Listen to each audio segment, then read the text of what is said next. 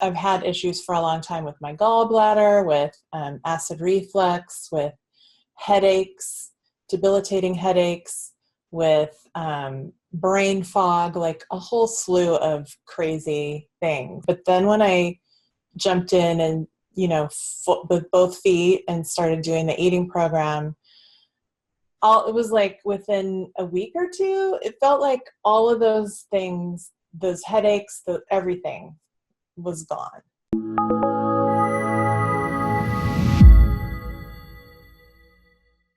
I was diagnosed with type 2 diabetes about 5 years ago, a little over 5 years ago.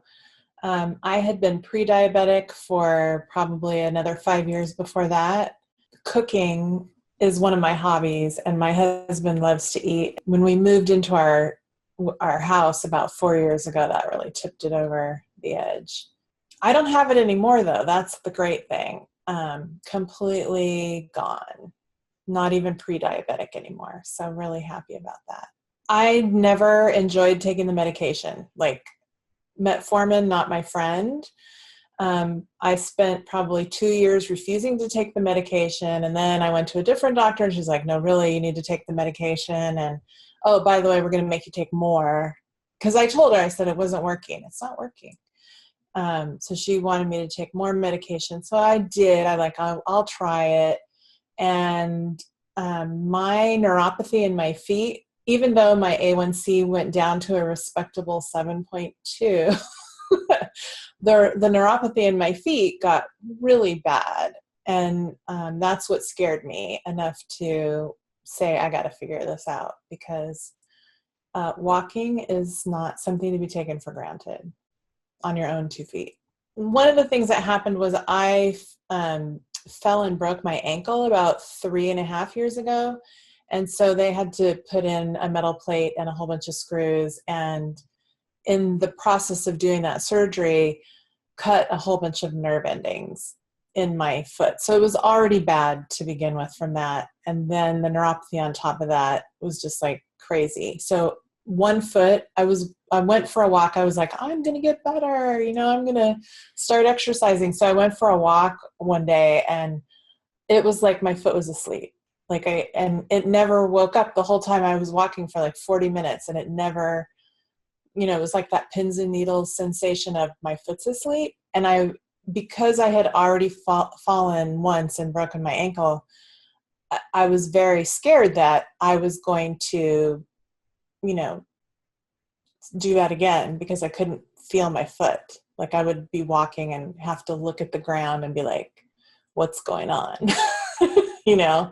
So I said, no, this has got to stop. This definitely is not okay. I watched, all the videos and started following the eating plan and doing all of that stuff, and really enjoyed, the Facebook group and people sharing their questions and their setbacks and their wins. That was really helpful to see all of that. In addition to having type 2 diabetes, I've had issues for a long time with my gallbladder, with acid reflux, with headaches, debilitating headaches, with brain fog, like a whole slew of crazy things. And when I started the program, I had already been intermittent fasting for like 3 weeks before that. So I was starting already to see some really good benefits. I'd been testing my blood sugar like 3-4 times a day to try and get an idea of what was affecting it, like how was the fasting affecting it, and how was,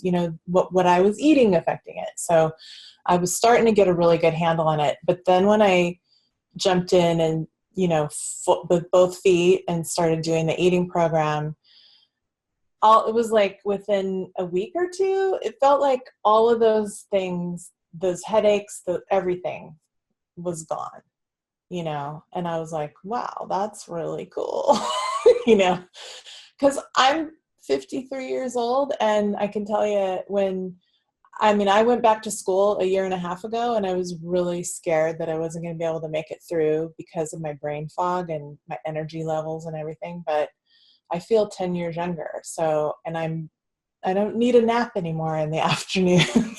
I can get through and I can walk across campus. And so working full time and going to school at night, and trying to, maintain the household here at home. I have a lot going on. I know everybody's like, I don't have time to make all these, chop all these vegetables. I'm like, you know what? If I can do it, so can you. It's not, it's definitely worth it to put that time and energy in. So yeah, I sleep well now. I don't have any headaches. I used to eat Advil like 2-3 times a day, because of my headaches. And I haven't had any for 4 months now at all. So I'm very happy about that. My husband also has type 2 diabetes and high cholesterol and all these other things. So I never said to him, you must do this with me. I said, I'm going to do this and I will make you your food this way. And if you don't want to eat that, that's fine. So he probably follows the program about 50%ish of, like if I'm not home, and he has to eat dinner on his own, he'll go and get bean burritos from Taco Bell. But he's still lost like 30 pounds and is doing much better and went to the doctor and all of his numbers are way down. So, his doctor is thrilled and has cut back his medication. But when I was starting all of this and I needed to feed everybody in the house, it was like, okay, how am I going to do this and make it easy for him? Because he works from home, and make it easy for me.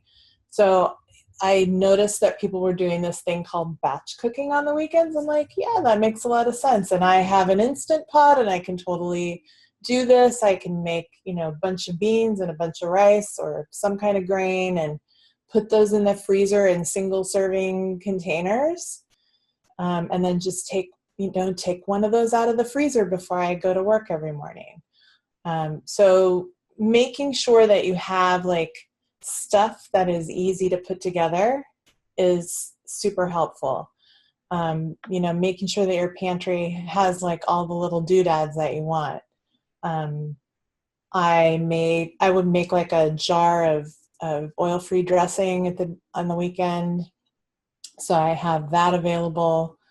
And when I go to work in the morning, because I would basically be eating breakfast, lunch, and dinner out from the home, I would have this huge shopping bag of food that I would take with me, So, it can be done for sure. And it would only take me probably 15 minutes in the morning to put it all together. So I would have the beans and rice already done, and then I would just look in my produce drawer and say, oh, what do I need to use up? And so I'd either take some of that with me to work, or I'd chop it up at home and put it in a baggie and take it with me. And then, when I ate, whether I was eating in my car at school or eating at the office, it was super easy to just, pull everything together.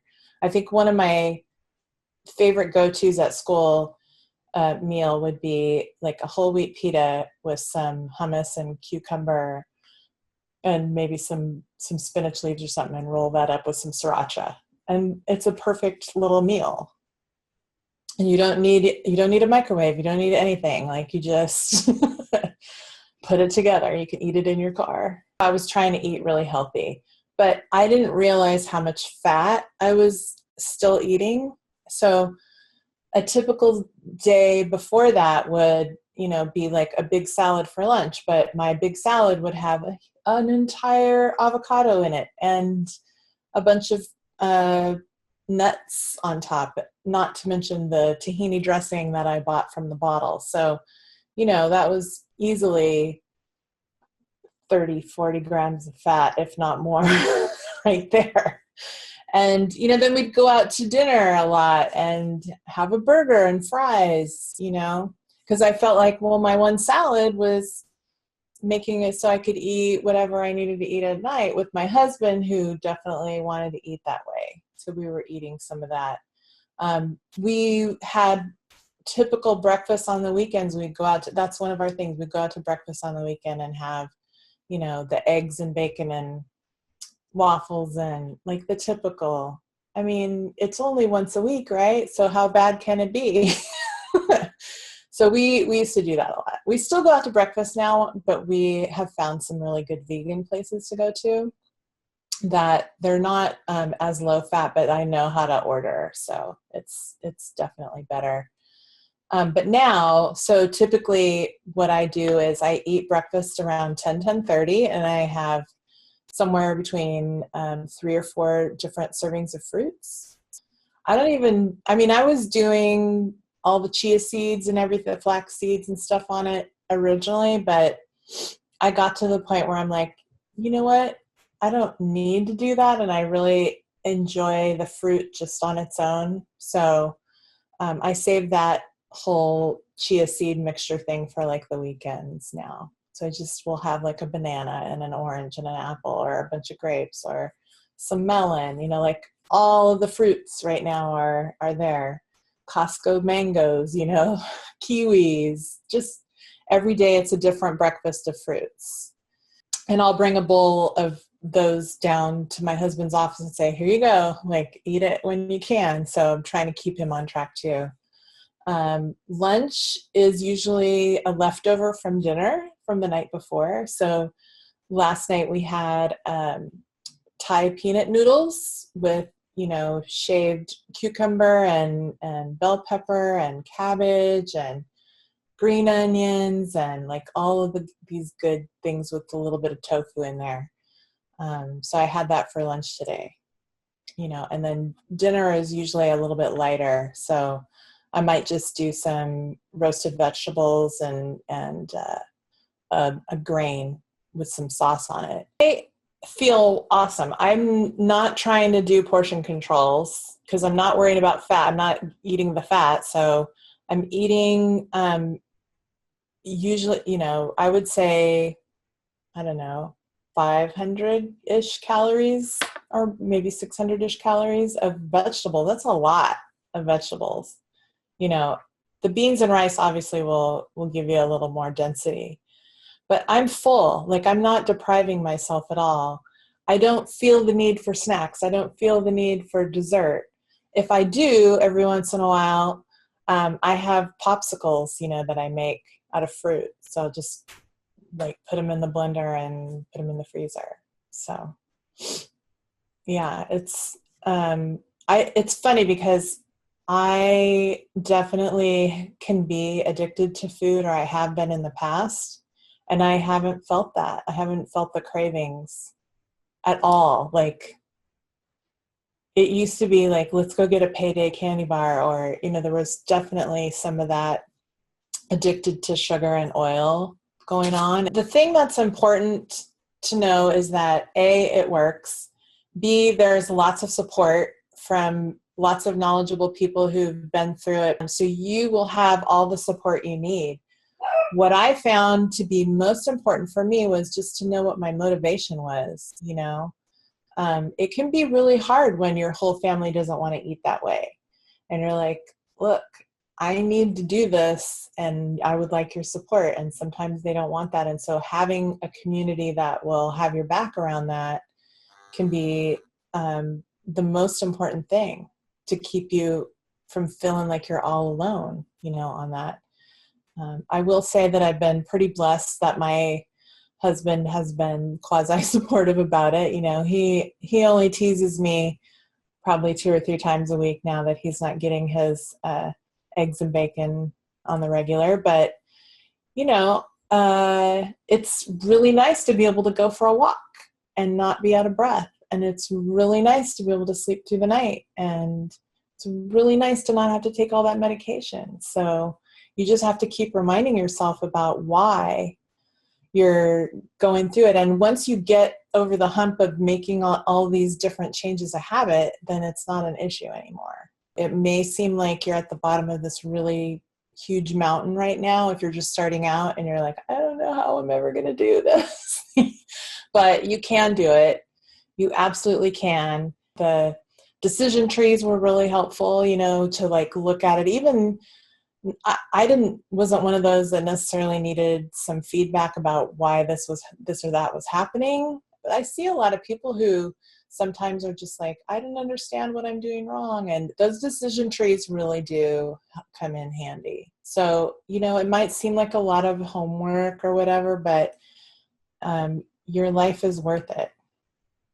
My life is worth it. In the past, because I thought I had a low blood sugar problem, I thought I would have to eat like every 2.5 to 3 hours, or else I'd be crashing.